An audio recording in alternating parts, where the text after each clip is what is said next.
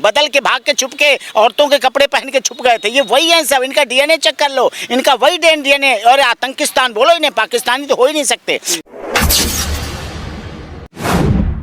अस्सलाम वालेकुम, hello everyone, welcome and welcome back to another vlogs. कैसे हैं आप सब? उम्मीद करती हूँ कि आप सब बिल्कुल खैरियत से होंगे और आप सबकी दुआओं से अल्हम्दुलिल्लाह मैं शबनम खान बिल्कुल ठीक ठाक हूँ।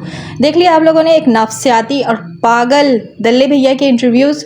जैसे कि आप सब जानते हैं कि ये जो मनोज मस्ताना है इसके व्यूज़ कम आ रहे थे, अब इसको डॉलर कमाना है तो ले आए ये पागल भैया को, और ये आकर यहाँ पे पगलाए भी बातें कर रहा था। जैसे कि कह रहा था कि औरतों के कपड़े हम पाकिस्तानी और मुस्लिम पहनते हैं, तो चल ठीक है हम औरतों के कपड़े पहनते हैं, तू किस अंग्रेज़ के कपड़े चुरा कर पहनता है ये बताना। और ये जो पागल नफ्सियाती है ये मुस्लिम मर्दों की बात कर रहा है, जो मुस्लिम जो शलवार कमीज़ पहनते हैं वो औरतों के कपड़े पहनते हैं।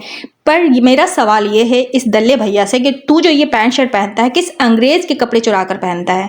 वैसे अगर देखा जाए तो जिस धर्म में है दल्ले भैया, तुझे तो धोती बांधनी चाहिए, लेकिन तू अंग्रेजों के कपड़े उतारे हुए पहन के घूम रहा होता है। अगर धोती नहीं है तेरे घर में तो तेरे घर में पर्दे तो लटके हुए होंगे ना, वो पर्दे उतार कर पहन लिया कर। लेकिन अपने धर्म की तो लाज रखना, इज्जत रखना। तो क्यों तू अंग्रेजों के कपड़े उतारे हुए पहन के घूमता रहता है? धोती पहनकर घुमा कर, कम से कम अपने धर्म की इज्जत रख और बता कि ये तेरे धर्म का लिबास है। ये अंग्रेजों वाला पैंट शर्ट कोट पैंट पहन कर तू हमारे लिबास की तौहीन कर रहा है यहाँ पे कि हमारे जो मर्द पहनते हैं, मुस्लिम घराने में जो मर्द हज़ात कपड़े पहनते हैं वो औरतों के कपड़े हैं। तुझे शर्म तो आती नहीं? पहले तू ये बता, छोड़ ये बातें। तू जो आज यहाँ डीएनए कर रहा है, पहले तू अपनी डीएनए के बारे में बात करना। तेरा डीएनए कहाँ है? पाकिस्तानी डीएनए तो नहीं है कहीं।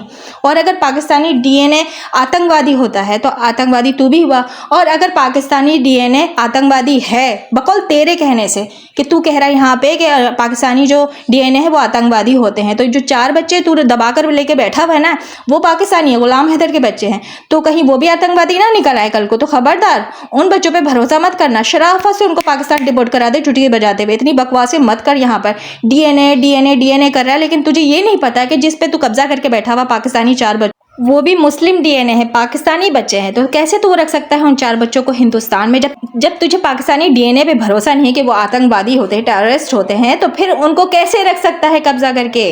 पहले तो एक बात बता, तुझे पाकिस्तानियों से इतना लगाव क्यों है? पाकिस्तानी सीमा से तुझे इतनी मोहब्बत है? पाकिस्तानी 4 बच्चों को तू दबाकर बैठा हुआ और पाकिस्तान कहता रहता है।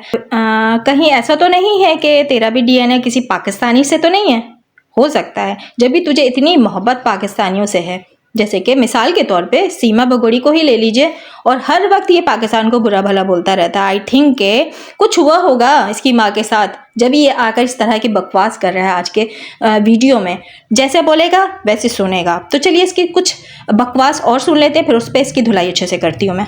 ये आतंकिस्तानी हैं और ये इसी बात का जश्न मना रहे हैं क्योंकि उस दिन अगर इनका डीजीएमओ ना गिड़गिड़ाता, ना रोता, ना भीख मांगता जिंदगी की, तो खुद भी नहीं बचता। डीजीएमओ खुद भी नहीं बचता, जिंदा ही नहीं बचता, सब खत्म था। आईएनएस विक्रांत 33 जान आतंकवादियों में है। आतंकवादी स्वाहा हो गए, जमीन दोज हो गए, खत्म हो गए, मिट्टी में मिल गए। अब इनके पास कुछ नहीं बचा था। ये तो नहीं, बिल्कुल नहीं। आतंकवाद से तो हमने नाता तोड़ा। ख्वाजा उनका जो डिफेंस मिनिस्टर, अरे आतंकवाद इनके खून में है। आतंकवादी इनके बाप हैं, आतंकवादी तो इनके बाप हैं। अभी भी तुर्की से सहायता ली, तुर्की उड़ा रहे थे ना, जो ड्रोन में उतार रहे थे वो तुर्की उड़ा रहे थे। ये थोड़ी उड़ा सकते हैं, ये क्या कर पाएंगे? इनसे तो कुछ नहीं हो सकता। मैं कहती हूँ ना इसका लाइसेंस जो है कैंसिल हो जाना चाहिए। मैं कहती हूँ ना इसका इलाज बहुत ज़रूरी है। मैं कहती हूँ ना ये मेंटली तौर पे बहुत डिस्टर्ब चल रहा है, इसको इलाज की ज़रूरत है। इसको मेंटल हॉस्पिटल में आप लोग बराए मेहरबानी एडमिट करवा दें। जिस तरह की ये बातें कर रहा है, ये कह रहा है कि हम पाकिस्तानी और मुसलमान के आतंकवाद जो है वो खून में है। तो पहले ये बता कि तेरे खून में कौन सा आतंकवाद घुसा हुआ है जो तू आतंक फैला रहा है? जिस तरह मुसलसल 2 सालों से बच्चों पे कब्जा किया हुआ है, जिस तरह के तू अपने ही मुल्क से गद्दारी कर रहा है, तो तेरे खून में कौन सा आतंक है? कौन सा आतंक है? सवाल का जवाब जरूर देना। अपना डीएनए टेस्ट करवा, पहले जाकर पता करा कि आखिर तुझे पाकिस्तानियों से इतना लगाव क्यों है। खास के सीमा बगोड़ी की अगर बात करूँ तो एक तो ये हिंदुस्तानी इस इस तरह के भक्तों को हमें जवाब देना बिल्कुल पसंद नहीं, लेकिन मजबूरी है। हमारे पाकिस्तान का सवाल आता है यहाँ पे, तो ज़रूर ये बात मैं करना चाहूँगी। जिस तरह ये बात कर रहा था कि पाकिस्तान डर गया, पाकिस्तान ने इसको फ़ोन किया, उसको ख़त लिखा और ये कहा कि जंग बंद कराना है, मतलब कुछ भी ये यहाँ क्या परोस रहा है। सोशल मीडिया पर चीख कर लोग बता रहे हैं कि हिंदुस्तान जो है हार गया, और सीज़ फायर का ऐलान कहाँ से किया गया था, कौन डर गया था, किसको मोशन लगे थे, वो अच्छे से पता है मुझे। यहाँ पे अभी क्लियर करने की ये बात ज़रूरी नहीं है कि मैं यहाँ पे बैठकर ये क्लियर करूँ कि सीज़ फायर किसकी तरफ से किया गया था, मोशन किसको लगाए थे, डर कौन गया था। ठीक है, सब जानते हैं कि कौन डर गया था और जीत किसकी हुई है। फिर भी इस पागल को बकवास करना है सोशल मीडिया पे आकर, क्योंकि टीआरपी का सवाल है। पाकिस्तान का नाम जब तक नहीं ये लोग लेते हैं, इनको टीआरपी नहीं मिलती है, इनको डॉलर नहीं मिलते हैं, इनकी रोटी पूरी नहीं होती है। तो अब रोटी जो है घटने लगी थी, अब रोटी पूरी करने के लिए आ गया है और आकर पाकिस्तान का नाम लेके यहाँ पे फजूल बकवास कर रहा है। वैसे पाकिस्तान जिंदाबाद था, पाकिस्तान जिंदाबाद है, पाकिस्तान जिंदाबाद रहेगा। पाक आर्मी हमारी जिंदाबाद थी, जिंदाबाद है और जिंदाबाद ही रहेगी।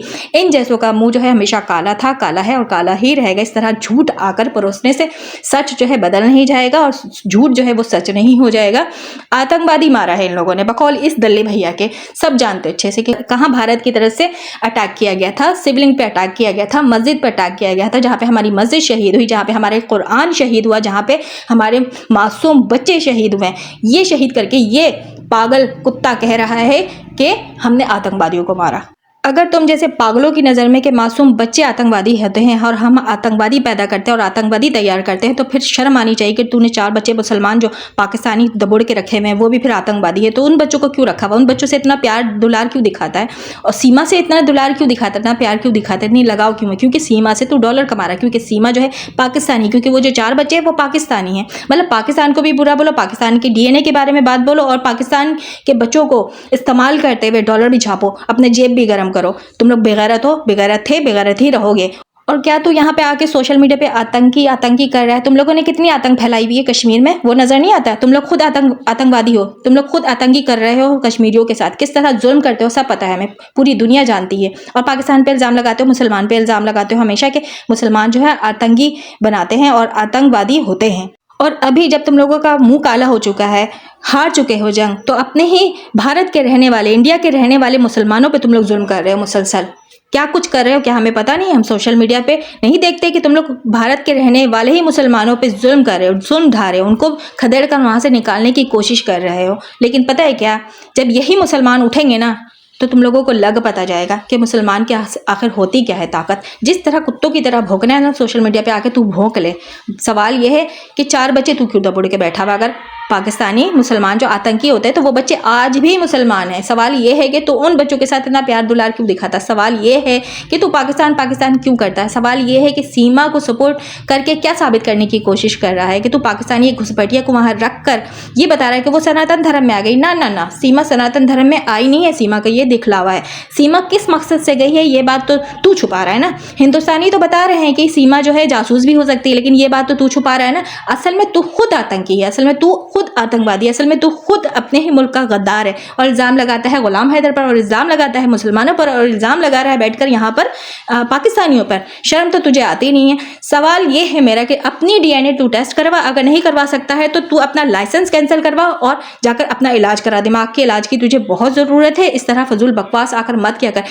पता नहीं क्यों तुझ पे भारत के रहने वाले, इंडिया के रहने वाले लोग केस क्यों नहीं करते, तुझे क्यों नहीं पकड़कर जेल में डालते, मीना फैमिली को क्यों नहीं पकड़कर जेल में डालते। जिस तरह तुम लोग आज़ाद घूम रहे हो और अपने ही मुल्क में गद्दारी कर रहे हो, हम पे उंगलियां उठाते हैं वो लोग, हम पे बातें करते हैं, लेकिन तुम जैसे गद्दारों पे उंगलियां नहीं उठाते हैं। डरते आई थिंक है ना, तुम लोग अपनी पावर दिखाते हो ना। वहाँ होता ही है इसी तरह का नाजायज़ काम होता है और इस तरह लोगों के साथ जुल्म किया जाता है। हमने सोशल मीडिया पर देखा है जिस तरह मारते हो तुम लोग, जिस तरह जेल करा देते हो बोलने वालों को, आवाज़ उठाने वालों को, घरों पे बिल्डोजर चला देते हो। तो जाहिर सी बात है उसी बिल्डोजर वाले बाबा का सारा सपोर्ट है ना, तो उसी को सपोर्ट करता है और वही सपोर्ट जो है सीमा को भी हासिल है। ये जो इंडियन कुछ यूट्यूबर्स है ना, सच पे बात नहीं करते, सच को छुपाते हैं, आकर बताते हैं कि हमारा संविधान ऐसा, हमारा सिस्टम वैसा, यहाँ पे बिल्कुल भी किसी के साथ नाइंसाफी नहीं हो सकती, इंसाफ जरूर मिलेगा, सीमा जेल जरूर जाएगी और बहुत बड़ी खुशखबरी आप लोगों के साथ शेयर करने वाली हूँ। और आज की खुशखबरी आप लोगों को सुनकर यकीनन आप खुश हो जाएंगे, आपको धचका लगेगा, आप लोग शौक हो जाएंगे। ये खुशखबरी हम 2 साल से सुनते आ रहे हैं। आज एक महिला आ जाती है बड़ी सी खुशखबरी लेकर, पेपर्स तैयार हो चुके हैं, पेपर जो है फाइल जो है तैयार हो चुका है, बैग पैक हो चुका है, बिल्कुल सीमा पे कार्रवाई होने वाली है, सीमा जो डिपोर्ट होने वाली है, सीमा आज भी सोशल मीडिया पे नाच रही है, अपने बिल से निकल कर आ गई है, मीना फैमिली भी बिल से निकल कर आ गया और ये दल्ले भैया भी अब बिल से निकल कर आ गए, जो आज इन्होंने इंटरव्यू दिया जहां पे भौंका है। तो कौन सी कार्रवाई, कहां की कार्रवाई, कौन सी ब्रेकिंग न्यूज, कहां है ब्रेकिंग न्यूज, कौन सी खुशखबरी है, कब मिलेगी? 20 साल बाद मिलेगी? क्यों उल्लू बनाते हो तुम लोग, क्यों झूठ परोसते हो, क्यों टीआरपी का खेल खेलते हो, क्यों व्यूज खेल रहे हो, क्यों डॉलर कमा रहे हो पाकिस्तानी पे बात करके, पाकिस्तानी 4 बच्चों पे बात करके, गुलाम हैदर पे बात करके? छोड़ दो तुम लोग ये केस, क्योंकि इंसाफ नहीं मिलने वाला। सिर्फ तुम लोग झूठ दिखाते हो और झूठ बताते हो।